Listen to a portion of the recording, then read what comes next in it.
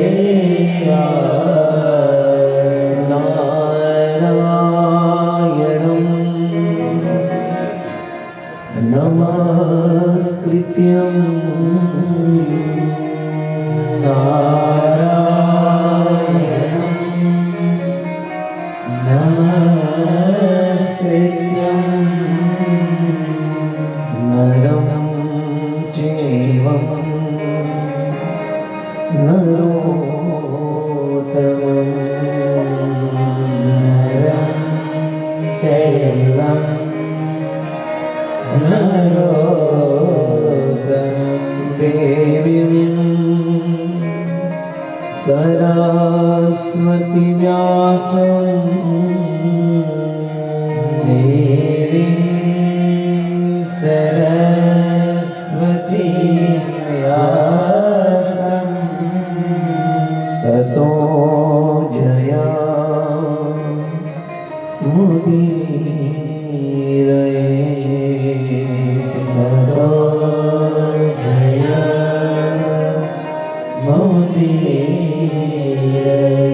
नष्टप्राये शुभद्रेषु नष्टप्राये शुभद्रेषु नित्यं भागवत सेवया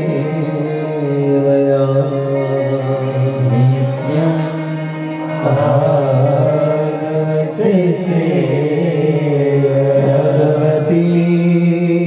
उत्तम श्लोके भगवती उत्तम श्लोके भक्ति भवति नयोष्टके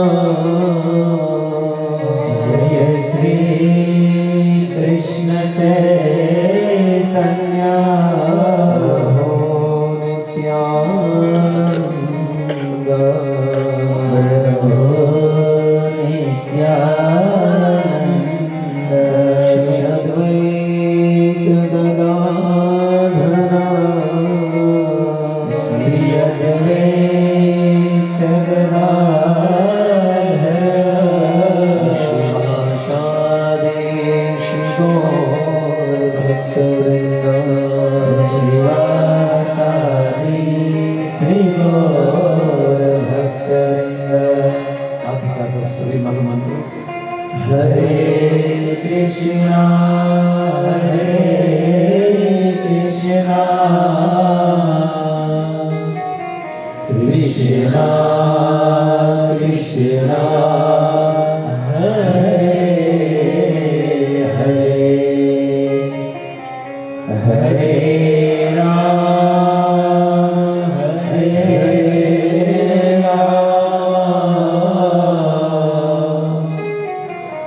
राम राम हरे हरे।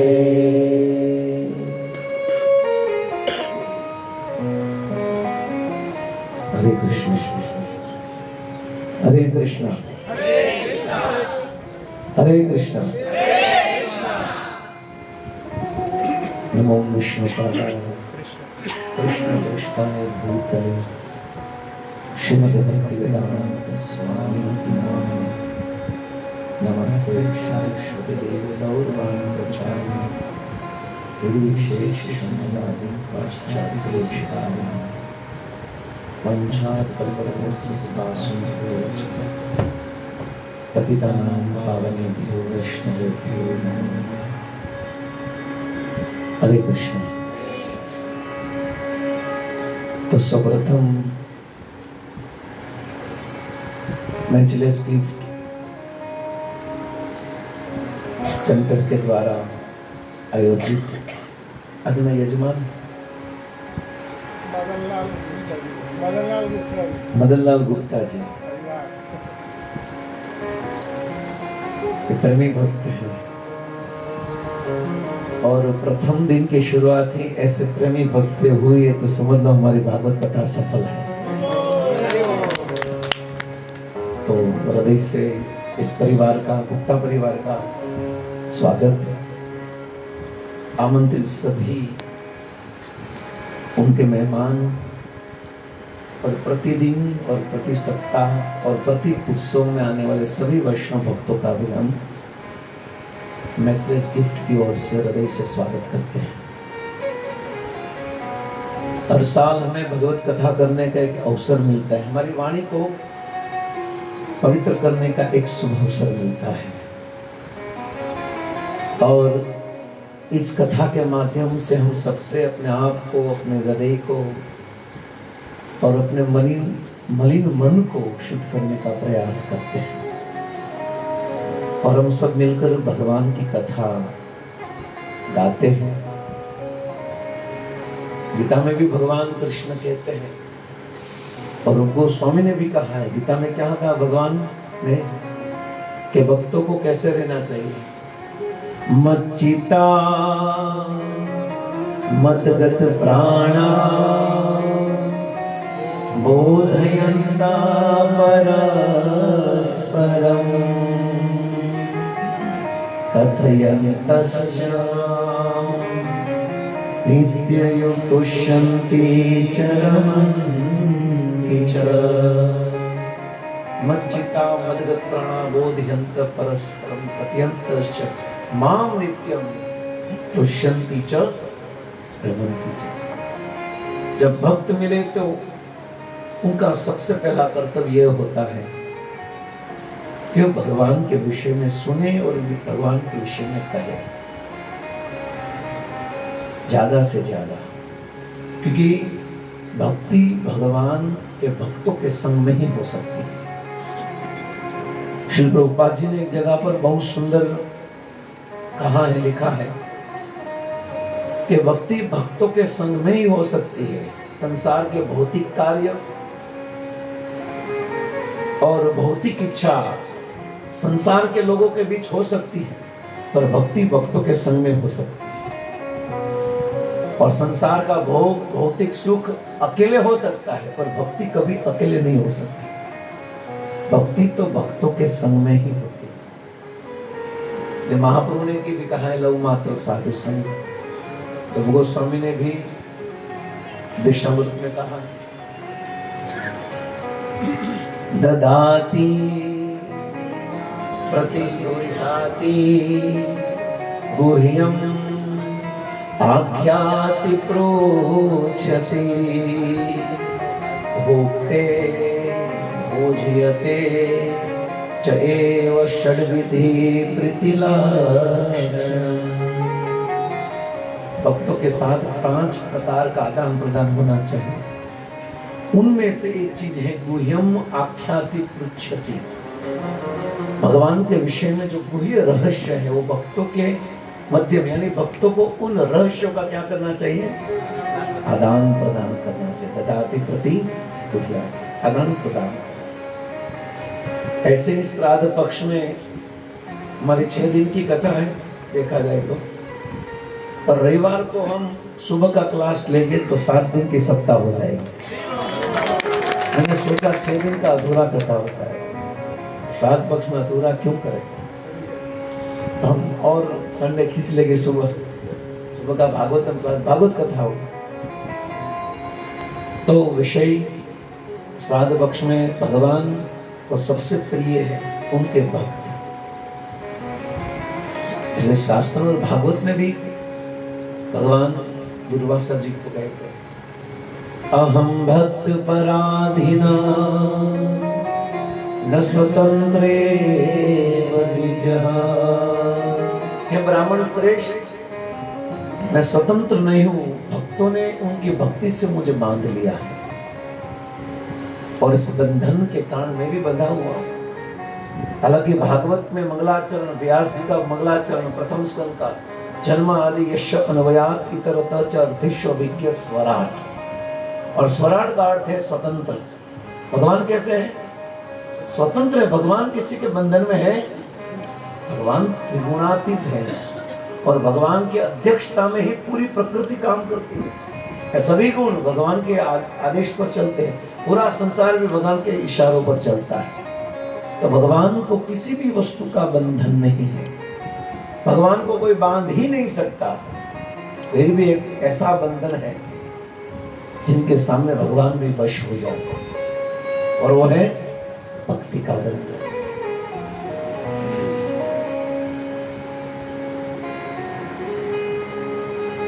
रुदंत मुहुर्नेत्रम, हम दामोदर अष्टकम में आएगा, उनमें हम देखते हैं कि यशोदा मैया ने भगवान कृष्ण को बांध लिया है।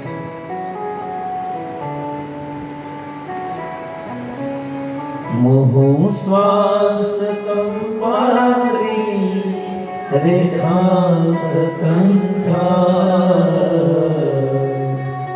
स्थित द्रेवदाओ धर्म भक्तिवर्धन। भगवान दामोदर को भक्ति के बंधन से बांध दिया, माया ने हमें प्रकृति के बंधन से बांध दिया है, और प्रकृति का बंधन ने हमें सबको बांध दिया। और बंधन है हमारे परिवार का, कुटुंब का, और बंधन है पुत्र परिजनों का, और बंधन है शरीर का, और इन सब के अंदर बीच में छिपी हुई भगवान की सनातन अंश आत्मा। और इन सभी बंधन को तोड़कर कहां जाना है? गुजराती में हमारा नरसिंह मेहता भजन गाए थे, रामायण रे गीतारी अंतरनिया हो, ए हरिये दीदी छे आने उड़वानी पाखो। ये हमारे जो शास्त्र हैं, रामायण, भागवत गीता, ये हमारी अंदर की आंख है, और हमें अपनी आंख से बहुत ज्यादा नहीं देखना है, क्योंकि हमारी आंख में बहुत गड़बड़ है। और जन्म से लेकर अभी तक इस आंख ने क्षणभंगुर और अनित्य और विषय वासना को ही देखा है। इसलिए इस आंख से भगवान को देखना असंभव है। इसलिए हम आंख को चेंज करें। आंख को चेंज नहीं करना है, पर क्या करना है? दृष्टि भेद करना है, देखने का नजरिया चेंज करना है। आंख तो आंखें रहेगी, फोड़ना नहीं है। परंतु इसी आंख से क्या करना है? इसी आंख से भगवान को देखना। इसलिए अंदर की आंख, और जब अंदर की आंख से यानी शास्त्र की दृष्टि से, वैष्णव और आचार्य की आंखों से जब हम भक्ति को, भगवान की लीला को सुनेंगे, भगवान के गुण को गाएंगे, भगवान के नाम का कीर्तन करेंगे, तो जब आचार्य और भगवान और शास्त्र की दृष्टि से जब हम भगवान को देखेंगे तो साक्षात श्याम सुंदर भगवान हमारे सामने आ जाएंगे। उनको लाना है तो हरि दीदी छे अमने उड़वानी पाहो। इस संसार में आत्मा कभी बंधन में रह ही नहीं सकता, क्योंकि आत्मा नित्य है, क्योंकि वो नित्य का है। पर इस अनित्य जगत में क्षणभंगुर सुख को प्राप्त करने के लिए इस शरीर में बंध कर दौड़ रहा। आत्मा का मूल स्थान भगवान का धाम है। आत्मा भगवान के धाम की निवासी है, पर कुछ कारणवश शास्त्र मौन है। उत्तर दे सकते हैं पर शास्त्र इतने मौन है। कुछ कारणवश हम सब भगवान को छोड़कर यहां पर आ गए। अब हमारा एक ही ध्येय है कि अगर हमें सुख, शांति, आनंद, प्रेम चाहिए तो इस संसार से मुक्त होकर कहां जाना पड़ेगा? भगवान।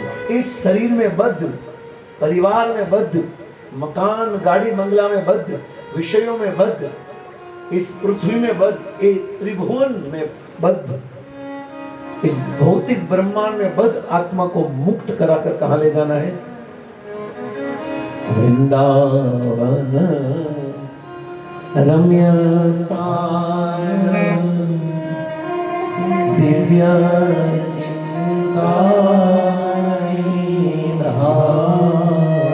जो ब्रज है, जो कृष्ण है, जहां रहते हैं, जहां पर हमारा मूल निवास स्थान है, वहां पर उनको पहुंचाना है। तो इसलिए हमें यहां से उनको मुक्त कराकर कहां ले जाना है? हरिये दीदी छे हमने उड़वानी पाहो। मुक्त होना है और भगवत धाम में जाना है, ऊपर जाना है। पर इस संसार में विषयों का, पाप का इतना वजन बढ़ा दिया है कि हम उड़ भी नहीं पाते। शरीर का वजन तो बढ़ा ही हुआ है, वो तो साइड में है, और अनेक जन्म के पाप के वजन को भी बढ़ा दिया है। इसलिए ऊपर जाना बहुत कठिन है। हर जगह पर आत्मा को बांध दिया है आसक्ति के बंधन में। इसलिए श्रीमद् भागवत भी कहते हैं, शृणुतां स्वकथां कृष्ण पुण्याश्रकीर्तनम्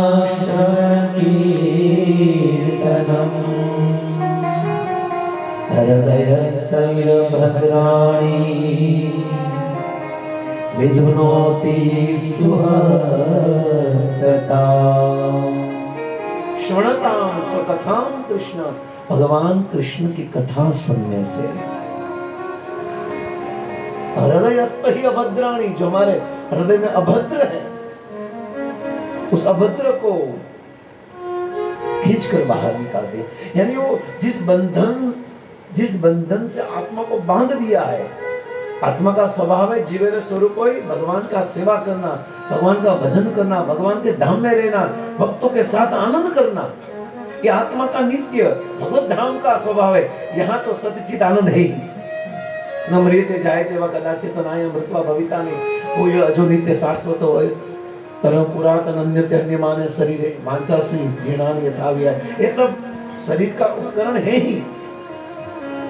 और ये आत्मा को करना क्या है? वहां जाकर कृष्ण के नाम को गाना है, कृष्ण की कथा को सुनना है, कृष्ण का श्रृंगार करना है, भगवान के शुद्ध भक्तों के साथ उनकी मदद कर आनंद करना है। यही हमारा स्वभाव है और यही हमें अच्छा लगता है।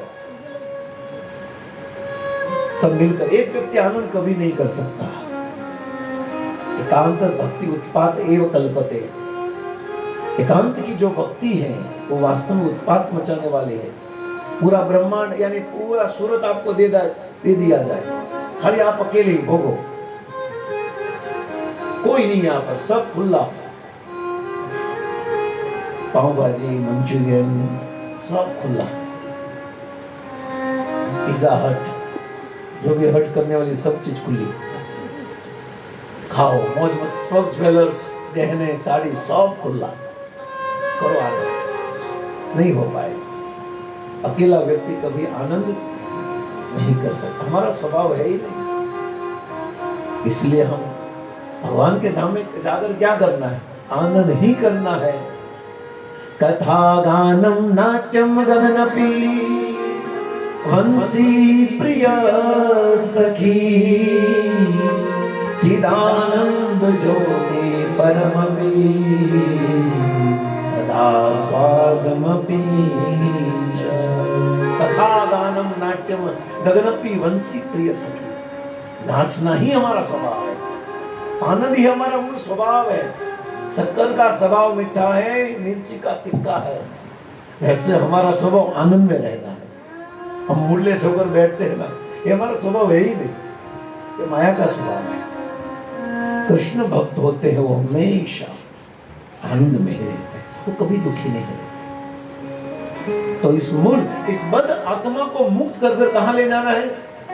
ये सब ये प्रोसेस है। भागवत कथा, सेमिनार, भागवत प्रवचन, गीता प्रवचन, भक्तों के संग में बैठकर हरि कथा को सुनना, ये सब प्रोसेस है भगवान के धाम में, जो हम भूल चुके हैं। यहाँ कर जो आनंद संत फकीर वो आनंद नाही अमीरी में, जो आनंद संत फकीर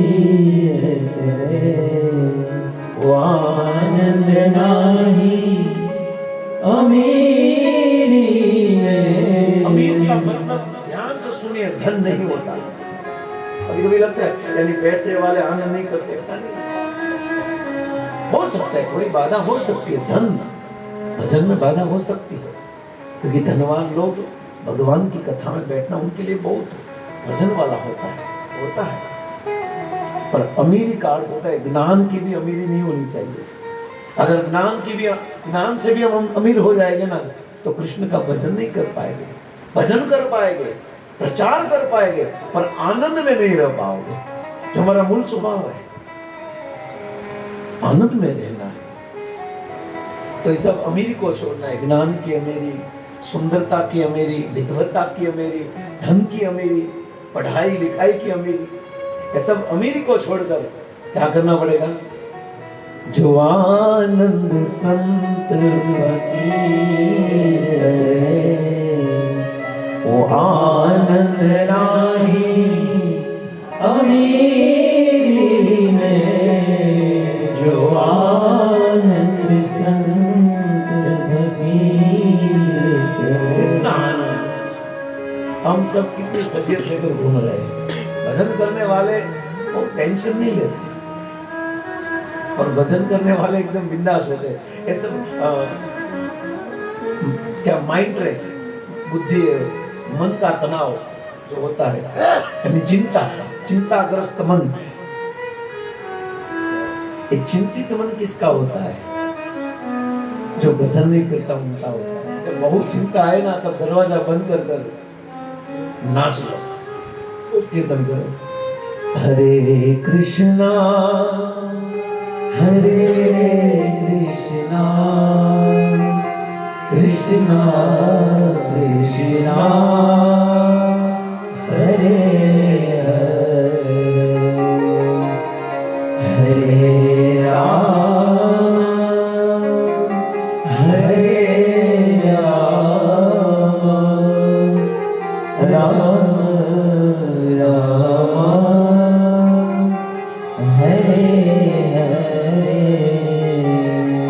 नाम चिंतामणि चैतन्य रस विग्रह नित्य मुक्तो नित्य शुद्धो अभिन्नत्वाना।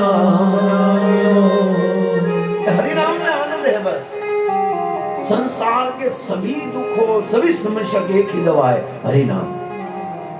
पर देना नहीं आता, वो गड़बड़ है। जेब में है पर कान से मन में नहीं जाती, इसलिए मन का तनाव रहता है। दुखी है। जेब में, हाथ में भी कभी कभी हम सब के हाथ में रहती है और अंदर नहीं जाती, बाहर ही घूमती रहती है। हरे कृष्ण आजू बाजू आजू बाजू। तो जी संसार के छोटे छोटे जीवों का भी उद्धार होना चाहिए ना, और तू पहला तारू तो कर। फिर हरिदास ठाकुर और चैतन्य महाप्रभु के संवाद में आ जाते। हरिदास छोटे छोटे जीवों का कल्याण कैसे होगा? राम शब्द बोले थे, राम शब्द बोलकर भी नामाभास से उनका उद्धार हो जाएगा। तो हम अपने आप को हरिदास कभी कभी समझते हैं। नहीं, थोड़ा तो हरिदास है, बोले पूरा नहीं है, 25% तो है। ऐसा ना समझे, नाम तो खूब लेना है। जब खूब दुखी होना तब नाम लेना, ये सबसे बड़ी दवा है। जब भागवत का प्रारंभ करते हुए यही चीज आई है कि भगवान कृष्ण का नाम लेकर ही, उनको प्रणाम करते ही भागवत का प्रारंभ होता है। सच्चिदानंद रूपाय विश्वोत्पादिहेतवे तापत्र विनाशाय श्री कृष्णाय वयं नमः। यानी हम सब प्रणाम करते हैं भगवान कृष्ण को, जिनका सच्चिदानंद स्वरूप है, जो विश्व को उत्पन्न करते हैं, उनका पालन करते हैं, उनका संहार करते हैं। और जो तीनों प्रकार के कष्ट है, ताप है, अधिदैविक, आदि भौतिक और आदि आध्यात्मिक, तीनों प्रकार के क्लेश को दूर करने वाले कृष्ण का नाम है, कृष्ण की कथा है। ऐसे भगवान को प्रणाम करते हम, भागवत के शुभारंभ होता है। भागवत तो भागवत, और भागवत तो सागर है। पद्म पुराण के अंतर्गत भागवत का महात्म्य पद्म पुराण और स्कंद पुराण के अंतर्गत दिया है, क्योंकि भागवत खुद अपना बखान नहीं कर सकती, और हमें भी कभी कभी हमारा गुणगान नहीं करना चाहिए। हमको तो ज्यादा, हमारा गुणगान तो हमें कितना अच्छा लगता है, और सामने वाला करे तो कितना अच्छा लगता है। हम कुछ ऐसा करें, हम कुछ ऐसा भजन करें, ऐसी साधना करें, ऐसी सेवा करें कि सामने वाला व्यक्ति हमें देखकर ही गुणगान करना शुरू हो जाए। उनको बोलना, उनको व्हाट्सएप नहीं भेजना पड़ेगा, मेरा बायोडेटा है, बराबर बोल देना इतनी कथा की, ये करिया है। क्योंकि जहां मैं जाता हूं पहले प्रभु जी आपके इंट्रोडक्शन दो, तो बोलना नहीं पड़ता है। हमारा स्वभाव ही ऐसा होना चाहिए कि व्यक्ति अपने आप हमारा गुणगान करे, और वो सुनने के लिए तैयार भी नहीं रहना है। ऐसा नहीं, क्योंकि संसार में सबसे मीठी चीज खुद का गुणगान है, जो मद से भी, हनी से भी मीठी चीज है। तो पद्म पुराण अंतर्गत भागवत महात्म्य में भागवत में 3 सप्ताह का वर्णन किया। सप्ताह 7 दिन का वर्णन है, और श्री प्रभुपाद जी तो क्या कहते हैं, नष्ट प्रायेषु भद्रेषु नित्यं भागवत सेवया भगवती उत्तम श्लोके भक्तिर्भवति नयास्तुति। तो भागवत का वर्णन तो हुआ है, 3 प्रकार के भागवत सत्ता का वर्णन। भगवान कृष्ण जब परम धाम, अपने स्वधाम गए, अपनी लीला को पूर्ण करने के बाद, संसार के लोग उनको कहते कि भगवान चले गए, भगवान चल बसे, भगवान मर गए, जो भी है उनकी समझ, क्योंकि उनके बोलने से कुछ होता नहीं। भगवान स्वधाम गए। भगवान स्वधाम जाने के बाद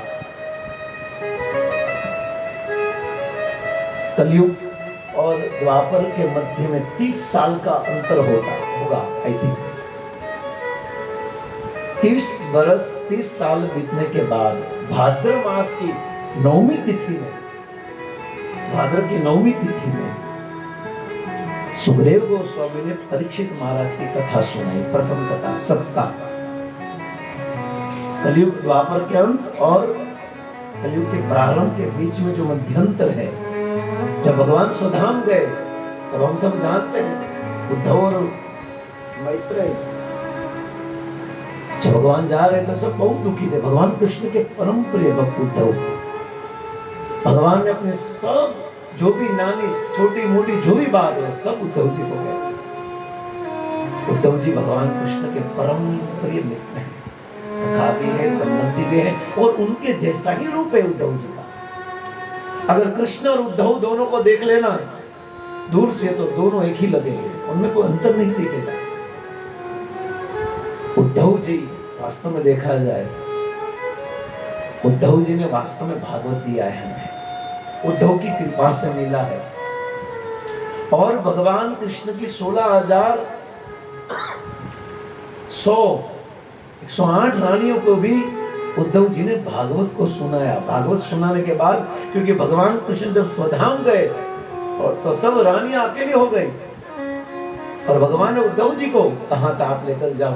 और जब उद्धव कुंड जब जाते हैं गोवर्धन परिक्रमा में उद्धव कुंड आता है और उसी उद्धव कुंड में उद्धव जी ने भगवान की रानियों को श्रीमद् भागवत सुनाया था। और ये सुनकर भगवान के अंशी है, राधा रानी के अंशी है, सब भगवान के धाम में गए। तो भागवत की कथा की श्रृंखला, भगवान कृष्ण जब स्वधाम जाने वाले थे तब भगवान कृष्ण ने अपने आप को श्रीमद् भागवत में समावेश कर दिया। यानी भागवत का जो शब्द है वो शब्द नहीं पर कौन है? स्वयं साक्षात कृष्ण। इसलिए हो सके उतना ज्यादा कथा में भागवत का श्लोक गाया जाए, क्योंकि श्लोक नहीं पर साक्षात भगवान का प्रेममयी स्वरूप। इस कलयुग के जीवों का उद्धार करने के लिए, पतित जीवात्मा को मुक्त करने के लिए, अनेक जन्म से भ्रमण करने वाले इस बद्ध जीवात्मा को भगवत प्रेम प्रदान करने के लिए भगवान ने अपने आप को श्रीमद् भागवत में प्रवेश करवा दिया। बोलो श्रीमद् भागवतम महापुराण की जय। देखते देखते भगवान ने यानी भागवत का पन्ने पन्ना अक्षर अक्षर भगवत स्वरूप है। तेन वांगमय मूर्ति ईश्वरी। भगवान ने अपने आप को यानी सोचो आप, ये भागवत कोई सामान्य पुस्तक चौपड़ी नहीं है, ये साक्षात भगवान का अवतार है। हमारा अति सौभाग्य है श्री प्रभुपाद जी की कृपा के कारण हमें वास्तविक भागवत को सुनने मिल रहा है। बाकी प्राय संसार में तो सब मनोरंजन वाला ज्यादा रहता है, पर प्रभुपाद जी ने कहा है कि भागवत 7 दिन की नहीं है, भागवत तो नित्य है। नित्यम भागवत से 7 दिन सुनकर भगवान मिल जाए वो बात में दम नहीं है, तो सब यजमान को मिल जाएंगे भगवान। जिन जिन यजमानों ने 7 दिन की कथा करवाई सबको मिल जाएंगे? नहीं, शर्त भगवान की यह है, यम यम व्यापी स्मरण भावा त्वजे तन्ते कलेवरम तम तम वेति कौन्तेय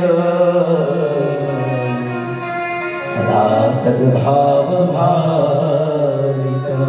शर्त ये है कि अंते नारायण स्मृति, अंत समय भगवान का स्मरण हो जाए, बस यही हमारी परीक्षा है। पर अंत में भगवान का नाम हमारे मुख में आए या मुख बंद हो जाए, अंदर वो सब वेंटिलेटर पे है तो सब आ जाता है, सब पूरा मुंह हिलने की जगह नहीं देते, ऐसी परिस्थिति है। स्मरण भी नहीं रहेगा, कान भी चला जाएगा, आंख भी गई, स्मृति भी गई, तब कैसे करोगे आप?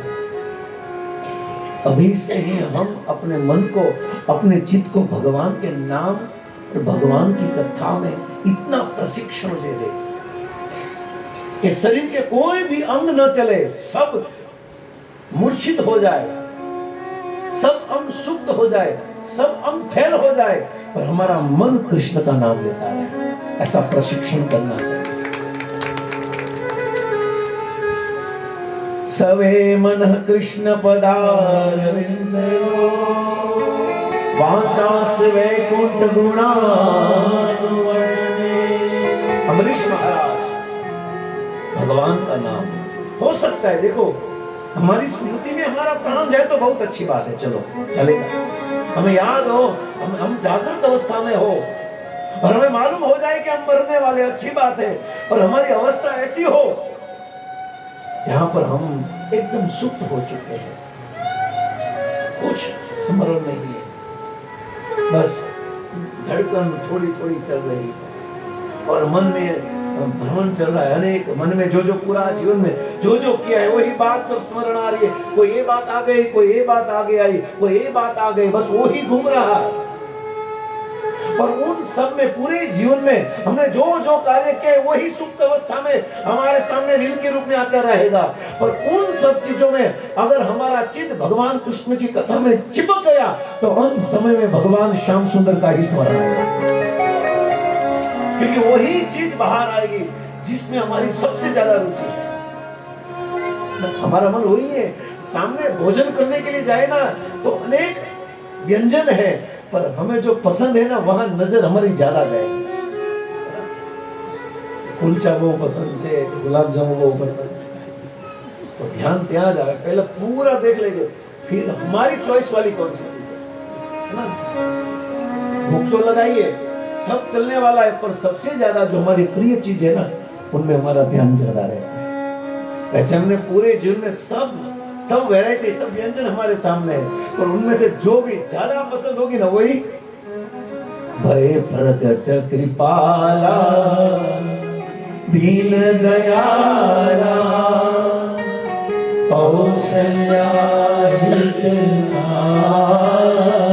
वही चीज बाहर आएगी प्रभु, 100% वही एकदम बाहर आएगी, और वो हमें न चाहते हुए भी लेना पड़ेगा। इसलिए हम बच जाए, समझ जाए, संभल जाए और अपने आप को, हमारे मन को, हमारी बुद्धि को, हमारे अहंकार को भगवान कृष्ण के नाम गुण रूप लीला में प्रशिक्षण दे, प्रतिदिन शिक्षित करें उनको। हम एक बार दीक्षित हुए पर हमारे मन को हमें प्रतिदिन दीक्षित करना है, प्रतिदिन दीक्षा देना है। दीक्षा हमने गुरु जी के पास दीक्षा लिए और अंदर के मन को डेली दीक्षित शिक्षित करना है, उनको डेली शिक्षा देना है, क्योंकि वही हमारा साथी है। ये जो ए साइड जो बैठी है ना वो जीवन साथी नहीं है, शरीर की साथी है ना, वो परमानेंट हमारे साथ रहे, हमारे जीवन की साथी है, परंतु मन हमारे साथ रहने वाले, और मन के कारण ही हमारी गति आगे होने वाली है। आचार्य गाते हैं ना, चलो रे वृंदावन की ओर, चलो रे वृंदावन की ओर। बहुत घुमा, Vesu road, Varachha road, Amroli road, Katargam road, Ghoddod road, अब यमुना के तीर चलते, यमुना तीर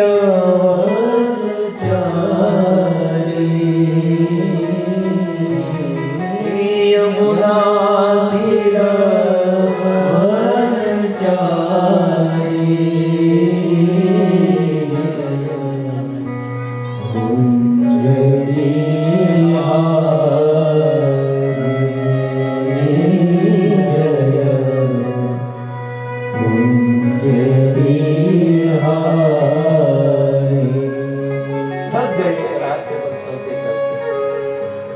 इस मन को पकड़कर वृंदावन की ओर लेकर जाओ, मायापुर की ओर लेकर जाओ, जगन्नाथपुरी ओर लेकर जाओ, द्वारिका की ओर लेकर जाओ, रामेश्वर की ओर, बद्रीनाथ, यानी भगवान के तीर्थ स्थान, जो तीर्थ धाम है, तीर्थ स्थान है, जहाँ तीर्थ नदियां हैं, जहाँ पर भगवान के पावन चरित्र का स्मरण होता है, जहाँ पर आचार्य की समाधि का एहसास होता है, उस स्थान पर जाना चाहिए। इस मन को प्रशिक्षित करें हम, और हो सके उतना पकड़ कर लेकर जाए।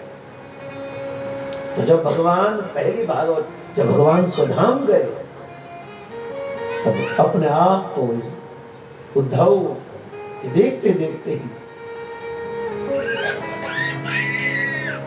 मैत्रेयी के देखते देखते ही अपने आप को श्रीमद् भागवत में प्रवेश करवाया।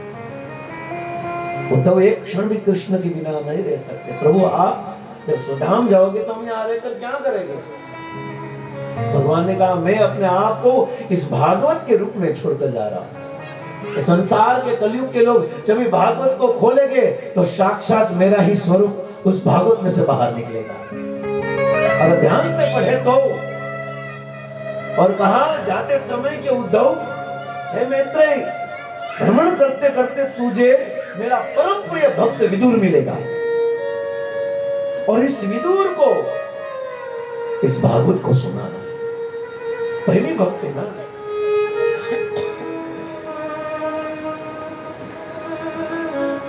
है उनका पूर्व जन्म तो यमराज जी का, और इस संसार के लोगों को दंड देते देते देते थक गए।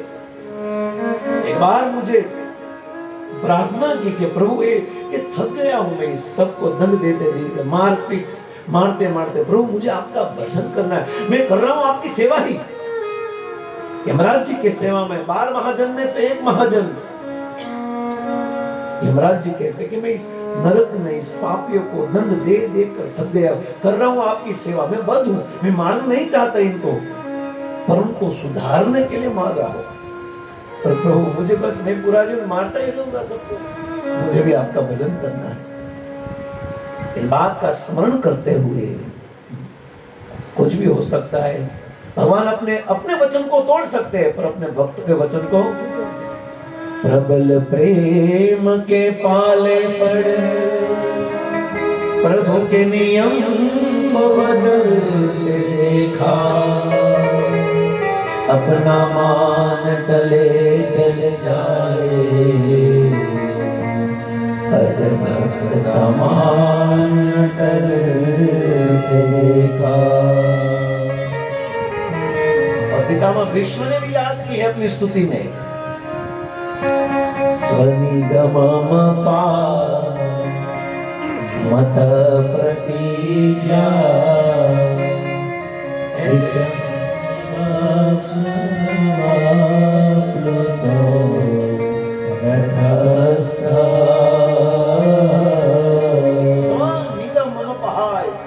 निगम मम पहाय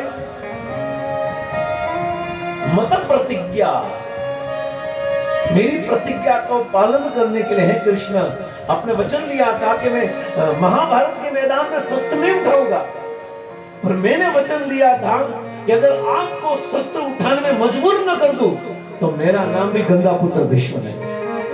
अब दोनों की प्रतिज्ञा सामने, भगवान के और भक्त की, पर भगवान हमेशा भक्त के सामने अपने आप को परास्त कर सकते हैं। सखाओं के साथ जब खेलते हैं तब भी भगवान परास्त होता है। ये भगवान का स्वभाव है। भक्तों का भी ऐसा स्वभाव होना चाहिए कि हम खुद हार कर दूसरे को, यही वैष्णव का स्वभाव। पर हम सब पहले में, हमारी सबकी दौड़ है कि हम जीत जाए, वो हार जाए। दूसरे को जिताने में बहुत मजा है, दूसरे की जीत वो हमारी जीत है, और उनको जिताने में जो आनंद है। वैष्णव जन तो तेरे कहिए, पीर पराई जाए, वैष्णव जन तो तेरे कहिए। पीड़ यानी दुख, नरसिंह मेहता का वचन है, पीड़ यानी दुख। वैष्णव तो उनको कहते हैं, तिलक से, कंठी माला से, धोती कुर्ता से, वो तो है ही, बाहर से वैष्णव है, पर अंदर से वैष्णव वो है जो दूसरे की पीड़ा को समझे, जो भगवान को भूलकर इस संसार में फंस गया है, इस पीड़ा को समझे हो, और मतलब मत निकालिए।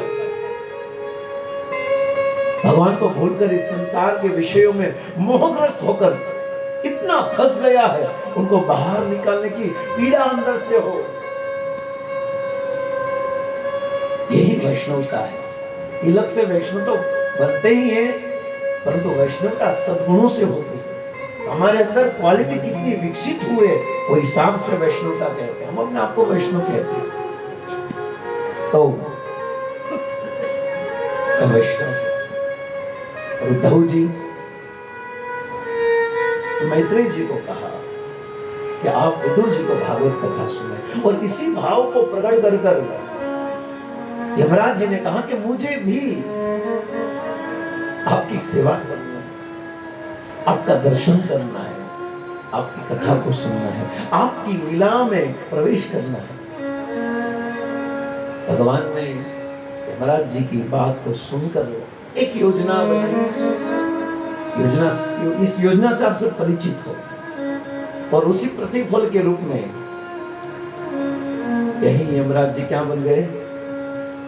विदुर बन गए, थोड़े समय के लिए। और विदुर नीति भी बहुत फेमस है। विदुर नीति कैसे है वो सिखाया है हमने। विदुर है जो कभी भगवान से दूर नहीं जाते, उनको कहते हैं विदुर। जिनके अंदर विशेष प्रेम रहता है, और विशेष प्रेम के कारण एक क्षण भी दूर नहीं जाते, उनको कहते हैं विदुर। विदुर के बहुत अर्थ है। जो भगवान पर पूरा भरोसा है, इसलिए तो महाभारत हस्तिनापुर में महाराज धृतराष्ट्र के अनुगत्य में जो शासन चल रहा था, और उस शासन के अंतर्गत सब बात तो दुर्योधन की चल रही थी। धृतराष्ट्र तो नाम का राजा था, परंतु सब अप्रूव कौन कर रहा था? दुर्योधन। हम सब जानते हैं। सबसे ज्यादा परेशान पांडवों को अगर किसने किया हो तो किसने किया है? दुर्योधन आदि भाइयों ने, कौरवों ने बहुत परेशान किया। और पांडव के साथ कृष्ण भी थे। तो प्रश्न हो सकता है कि भगवान जिनके साथ हो तो कैसे दुखी हो सकते हैं? अरे भगवान का नाम करोड़ों जन्म के पाप को नष्ट करने वाला है, तो जिनके साथ स्वयं भगवान हो वो कैसे दुखी हो सकते हैं? प्रश्न हो सकता है। 192 माला करने वाले हरिदास ठाकुर को 22 बाजारों में क्यों हंटर से पिटा गया, क्यों चाबुक से मारा गया? वो तो भगवान का नाम ले रहे थे। भविष्य में अगर कोई सोचे कि भगवान का नाम लेना पड़े, इतना कष्ट हो, तो नहीं लेना है भगवान का नाम। पर भगवान का भजन करने वाले जो भक्त होते हैं ना, उनके जीवन में आने वाला कष्ट वो भक्त का नहीं होता, और साक्षात भगवान का होता है। इसलिए हरिदास ठाकुर के ऊपर भगवान एक चद्दर की तरह चिपक गए, और जो 22 बाजारों में जो मारा गया, पिटा गया था हंटरों से, वो सब घाव हरिदास को नहीं लगा था, परंतु चैतन्य महाप्रभु को लगा। इसी बात की पुष्टि महाप्रकाश लीला में हुई। हरिदास, आप जानते हो, जब आपको 22 बाजारों में पिटा गया तब आप प्रार्थना कर रहे थे, मेरे पिटने वाले को है प्रभु माफ कर देना। ये वैष्णवता है प्रभु, कितनी बड़ी बात है। ये तो थोड़ा हमारा हृदय को हमें थोड़ा हर्ट कर दे, नहीं आना है मंदिर, नहीं करनी है सेवा, वाह तू क्या नो भगत छो। संसार में रहे तो संसार है तेरे लिए, भजन भक्ति नहीं है। तूने सुनी जो क्या सुना तूने? सुबह उठकर चेतो दर्पण मार्जन खाली बोलना है, करना नहीं है। देखा जाए ना तो कोई संसार के लोग भी इतने नम्र होते हैं ना जितने भक्त नहीं होते। उनके जीवन में तुणादपि सुनी जो उन्होंने श्लोक सुना भी नहीं है, फिर भी उनके जीवन में है। और हम तो डेली पढ़ते, परंतु हमारे जीवन में कोई थोड़ा बोल दे तो हमें इतना दुख लग जाता है कि गोवर्धन उठाना पड़ता, जैसे इतना दुख लगता है। अरे आपको वैष्णव नहीं बोलेगे तो कौन बोलेगा? और ये आशीर्वाद है सबसे बड़ा। अगर वैष्णव थप्पड़ मार दे जगन्नाथ रथ यात्रा में, खाली स्मरण करा हुए एक सब लीला को, थप्पड़ भी आशीर्वाद है। हम क्यों भाग रहे? जाओ नजदीक, क्योंकि वैष्णव अपना स्वार्थ नहीं होता, वो एनगिन प्रकार ना उनका लक्ष्य भगवान कृष्ण को ही प्रसन्न करना होता है। भले हमें लगे इनका निजी स्वार्थ है, वो हमारा विषय, हमारी छूट है, वो सोच हमारे अंदर है क्योंकि हम स्वतंत्र है, पर हमें बहुत ध्यान से रहना है। पर तुमने बहुत खोटू लागी है हर जगह पर, ऐसा नहीं, ऐसा क्यों? अरे यार भजन कर रहे, सब क्या देख रहे हैं? इतना पीट रहे थे, 1 या 2 बाजार में तो लोग फिनिश हो जाते हैं, पर 22 बाजारों में टिके हरिदास ठाकुर, फिर भी उनका प्राण नहीं निकला क्योंकि लगा ही नहीं उनको घाव लगा ही नहीं। हंटर जो मार रहे थे चाबुक, वो तो भगवान अपने पर ग्रहण कर रहे थे, पर फिर भी प्रार्थना तो यही थी कि जो मारने वाले ना उनको प्रभु माफ कर देना। हद हो गई वैष्णवता की, करुणा की और दिव्यता की हद हो गई। अब हम तो हाथ जोड़कर खाम खा एकदम बड़ा झूठ, प्रभु हमें आपके चरण की रज बनाओ, हाउ खोटो जो तुम आपके चरण की किंकर बनाओ, बस हम आपके दास दास दास दास दास, बस बस बस दास बन जाए।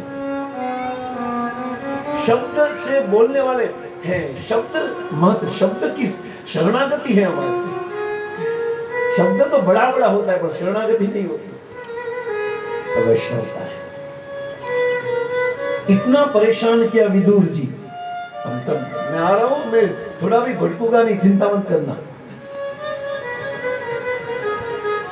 पर बीच बीच में जो अच्छा मिलता है ना वो ले लेते हैं ना। जब हम केदारनाथ की परिक्रमा करते हैं या बड़ी बड़ी परिक्रमा करते हैं तो बीच में भंडारा रहता है तो अच्छा लगे वो ले लेते हैं। ऐसे हमारी परिक्रमा तो जहां तक हो, और बीच में जो अच्छा लगे वो नो भावे तो आता था, भूल ना पड़े। अच्छा लगे तो एक्सेप्ट करो, ना लगे तो कोई प्रॉब्लम नहीं। तो भगवान जिनके साथ थे, पांडव के साथ नित्य थे, फिर भी इतना कष्ट क्यों सहन करना पड़ा? चैतन्य महाप्रभु ने कहा महाप्रकाश लीला में, हरिदास आपको जब 22 बाजार में पिटा गया था तो वास्तव में, और तुम मुझे पुकार भी नहीं रहा था, मैं खड़ा था वहां पर, सब शंख चक्र गदा पद्म, खाली चक्र भी नहीं।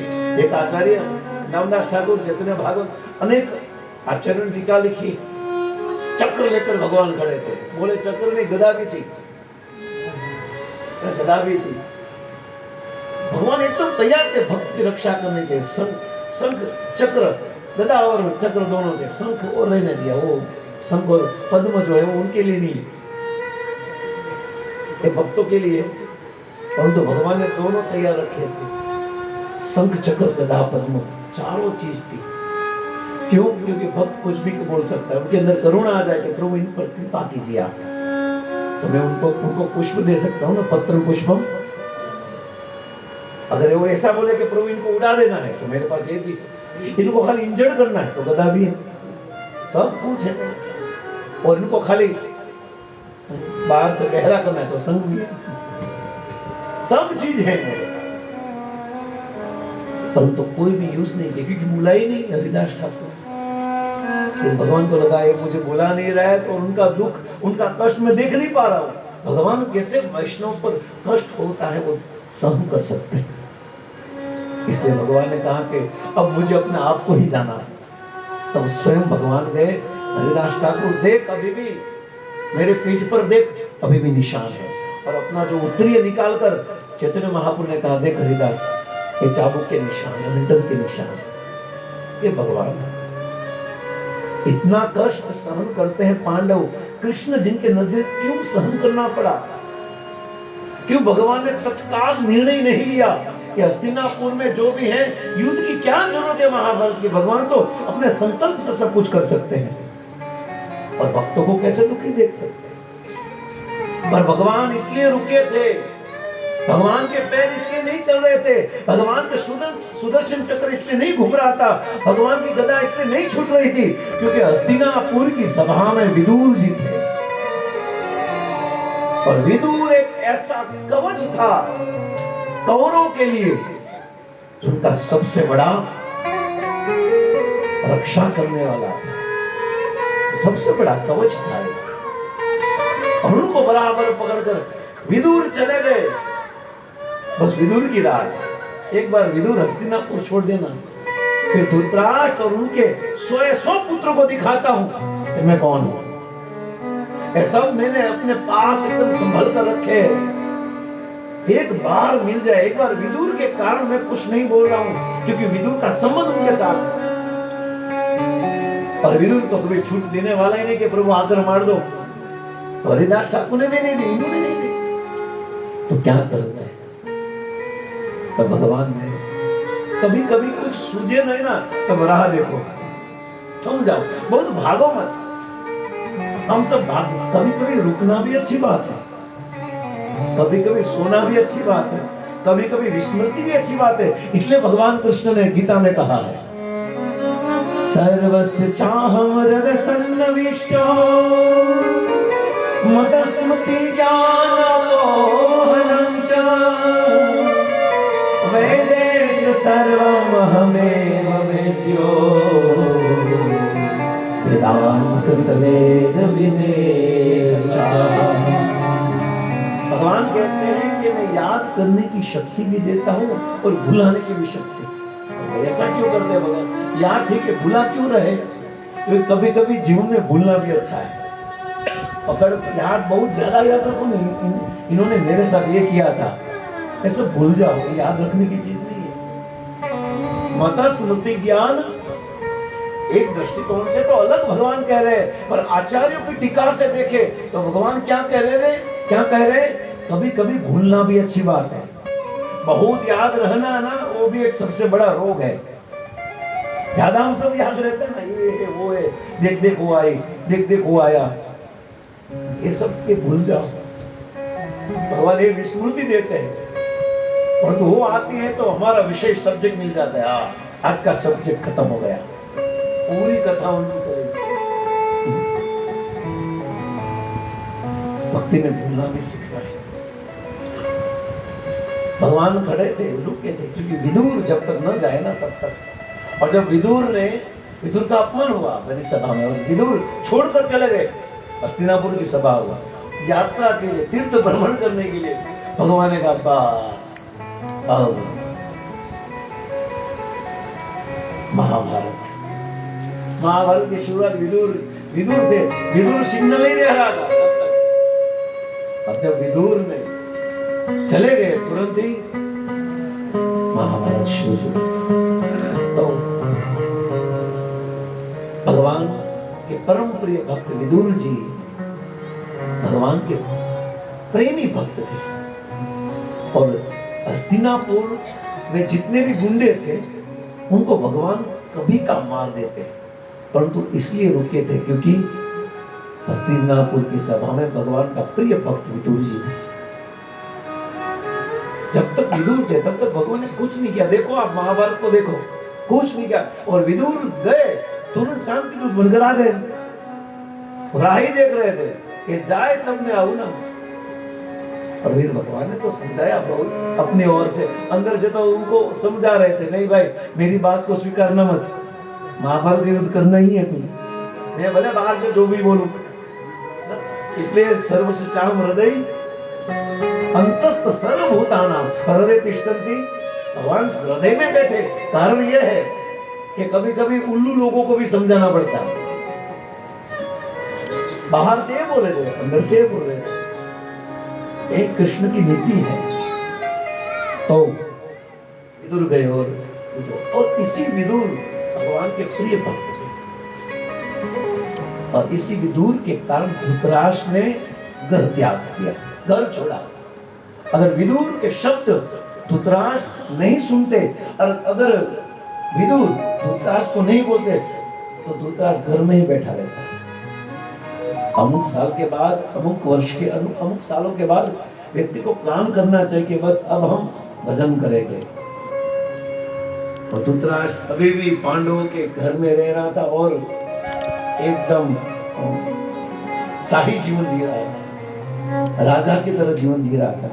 और विदुर जी ने एक आए और उसी रात में ऐसा प्रवचन दिया, कल सुबह भाग गए धृतराष्ट्र ने, घरवाली बड़ी गायब, सब गायब।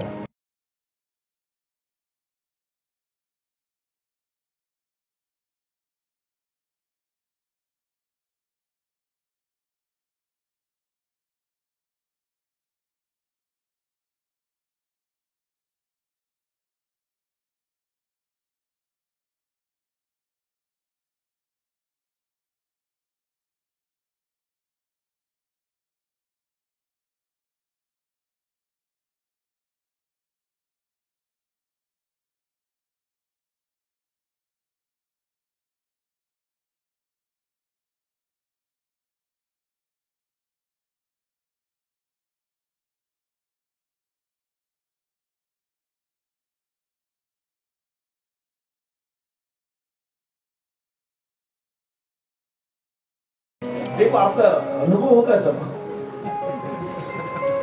એક ગુજરાતીમાં છે પ્રભુજી અમે તો અમારે આ હાઉમાં મળતા નથી કેટલા વર્ષ થઈ ગયા એના 85-87 વર્ષ થયા 85-87 साल हो मर नहीं है मैं डेली भगवान को प्रार्थना करूं अब उनको उठा ले मैं बोला प्रार्थना मत करना भगवान ज्यादा डिस्काउंट देते हैं उनको ज्यादा देते हैं सास फिर बंद कर दिए तो सास गई पर ये सिद्धांत नहीं है भाई समझ रहे सिद्धांत हो गया सिद्धांत नहीं है पर यह होता है कि सबसे ज्यादा प्रेम सास को बहू से होता है बहू को सास से होता है वो प्रेम अलग प्रकार का होता है पर होता है तो समझना चाहिए कि जब हमारे बच्चे बिजनेस अच्छा करने लगे और हमारी जो बेटी है डॉटर्स है उनका विवाह हो जाए फिर उनको प्लानिंग करना चाहिए भजन का है घर में नहीं रहना चाहिए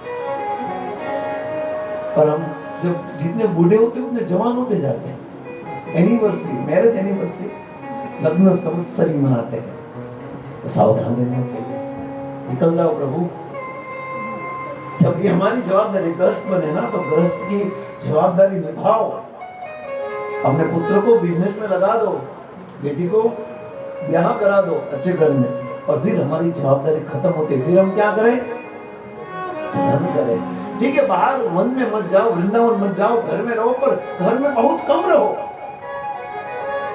सुबह उठकर नाश्ता करके तुरंत मंदिर में चले जाओ अरे भगवान राज जो है कोई छेद नहीं वो पर आवे भजन करो आराम से भक्ति करो अनेक मंदिर है हमारे आपको जहां अनुकूल पड़े आपको जहां अनुकूल वहां जाकर भजन करो और भजन करने के बाद दोपहर को वापस घर जाओ दोपहर को जाना जल्दी मत जाना अगर दोपहर को जाओगे ना तो आपको गरम गरम रोटी मिलेगी फुल्का बोलते हैं ना फुल्का मिलेगी फिर भोजन कर लो 2 घंटे सो जाओ वापस चले जाओ मंदिर में माला करो भजन करो ध्यान करो वापस शाम को आओ गरम गरम पाव भाजी मिल अगर नहीं जाओगे ना तो प्रभु अगले दिन की रोटी मिलने वाली है आपको है ना हमारे घर में हमारी वैल्यू बढ़ाना है वो तो हम पर डिपेंड है अगर घर में हमारी वैल्यू बढ़ाना है ना तो घर में ज्यादा रहोगे ना उतनी आपकी वैल्यू नहीं रहेगी जितना दूर रहोगे उतनी वैल्यू तो बहू को भी अच्छा लगेगा आपको आने तुरंत ही पानी देगी मम्मी पानी लो वरना मम्मी पानी ले लो हमें हमारे घर में हमें कैसे रहना है हमारा मान कैसे बढ़ाना है ना वो हम पर डिपेंड है हर व्यक्ति का कि हम घर में कैसे रहेंगे जिसके कारण हमारे घर में हमारा मान सम्मान वो हम पर डिपेंड है तो ये सब प्लान करना चाहिए विदुर के कटु वचन के कारण धृतराष्ट्र गलत त्याग प्रथम स्कंद में आता चलेंगे गांधारी भी उनके साथ निकल गए ऐसा नहीं कि तमे जाओ હું રહું कलयुग में कितनी गांधारी जी घर में है कलयुग में बहुत गांधारी भी घर में घूम रही है उनको बोलो कि वो धृतराष्ट्र के साथ भी यानी ऊपर नहीं है भजन करने के लिए ऐसा नहीं कि दोनों साथ में भजन करने बाकी उम्र तो सबकी फिक्स है कर्म के आधार पर मरना सबका फिक्स है पर जितना पति पत्नी का संबंध साथ में रहने का लिखा है उतना साथ में रहकर भजन करो अंत समय की बात करें और विदुर जी को सुनते ही चले हे विदुर भगवान जब स्वधाम गए तब विदुर जी को मैत्रेय जी को और उद्धव जी को मैत्रेय और उद्धव को कहा कि इस भागवत को किसे सुनाना विदुर को मेरा परम प्रिय भक्त तब उद्धव और मैत्रेय जी को भी लगा होगा कि कुछ दम तो है हम विदुर के अंदर क्योंकि भगवान जब स्वधाम जा रहे हैं अपने धाम लौटकर जा रहे वापस तो जाते समय किसका स्मरण कर रहे हैं विदुर का दम है बंदे में दम है तो ये भगवान याद करते और वेद मैत्रेय और विदुर जी के संवाद में भागवत आता है तो पहली भागवत भगवान कृष्ण जब स्वधाम गए तो 30 साल के बाद भाद्रपद मास की 9वीं तिथि में सुखदेव जी ने परीक्षित महाराज को दी पहली भागवत सप्ताह 7 दिन की थी क्योंकि वो कंडीशन ऐसी थी बाकी भागवत तो नित्यम है भागवत तो नित्य है ऐसा फिक्स नहीं कि हम 7 दिन में मरने वाले हैं। यहाँ पर कोई है फिक्स कि हम 7 दिन में मरने वाले हैं? हाथ खड़ा करें। यानी आपको विश्वास है कि मैं 100 साल तक जीऊंगी आज, है ना? अरे 7 मिनट का भरोसा नहीं। आप तो हाँ 7 दिन तक तो कुछ होगा नहीं। ऐसे ठीक है, अभी रिपोर्ट करवाया, बीपी सब ओके है, डायबिटीज कंट्रोल में है और सांस भी बराबर चल रही है। क्या भरोसा है इस जिंदगी का, क्या भरोसा है इस जिंदगी का, साथ देती नहीं है किसी का। क्या भरोसा है इस जिंदगी का, साथ देती नहीं है किसी का। यानी कोई भरोसा तो भी हम नक्की तो कर रहे नहीं। मैंने कहा 7 दिन तक तो कुछ होने वाला नहीं। हाँ कुछ नहीं होगा, होगा कुछ होगा। इसलिए हम सावधानी पूर्वक भजन करें, क्योंकि मृत्यु का कोई भरोसा है नहीं। डिनर का भरोसा है, प्रसाद है, उनके बाद तुरंत ही, और मौत का कुछ भरोसा बैठे बैठे भी कुछ।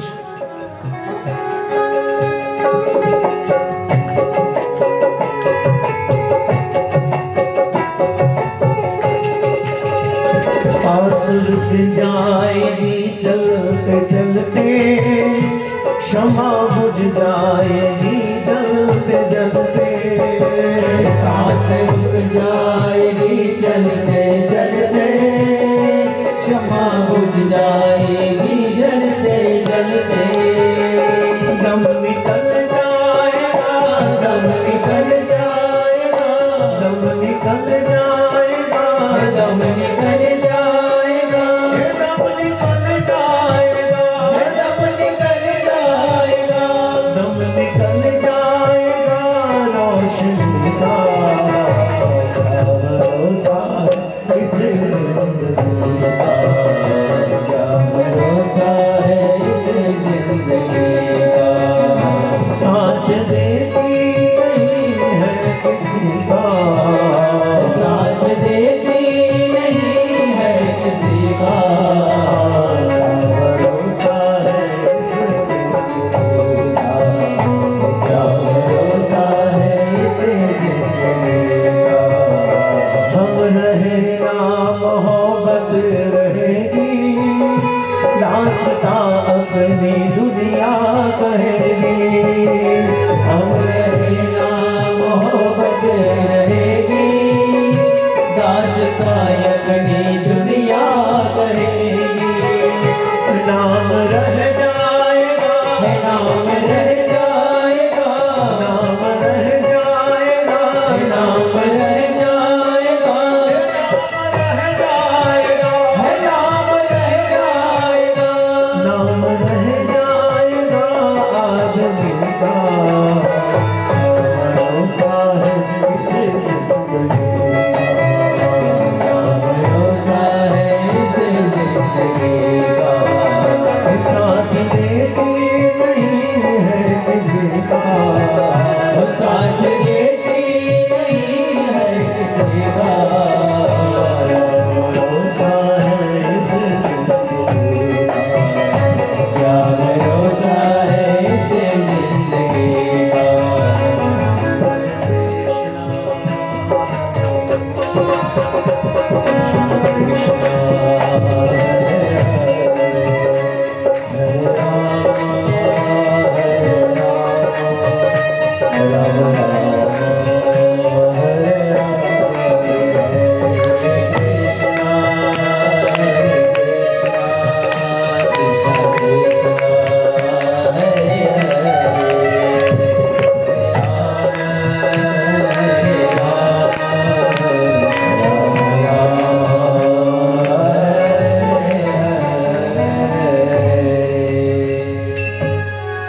क्या भरोसा है इस जिंदगी का।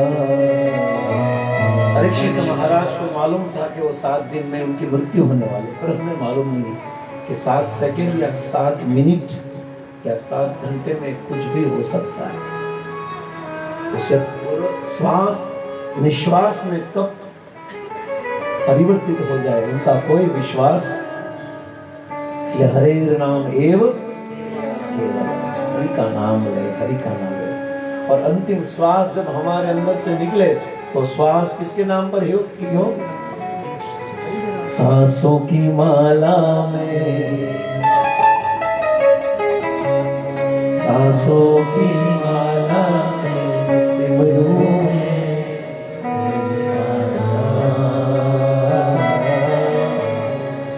सांसों की माला में सिमरू राधे श्याम। इस सांस अंतिम श्वास जब निकले तब कृष्ण का नाम उस श्वास में, तो कृष्ण उस श्वास को या इस आत्मा को लेकर कहां जाएंगे? तद्धाम परमम मम यद्गत्वा न निवर्तन्ते तद्धामं परमम मम। इसलिए सुखदेव जी ने परीक्षित महाराज को कथा सुनाई। ये भागवत का महात्म्य है, हर एक महात्म्य अलग अलग होता है, पर हर टाइम एक ही महात्म्य सुनेंगे तो पक जाएंगे, लेकिन कुछ नया नया सुनना।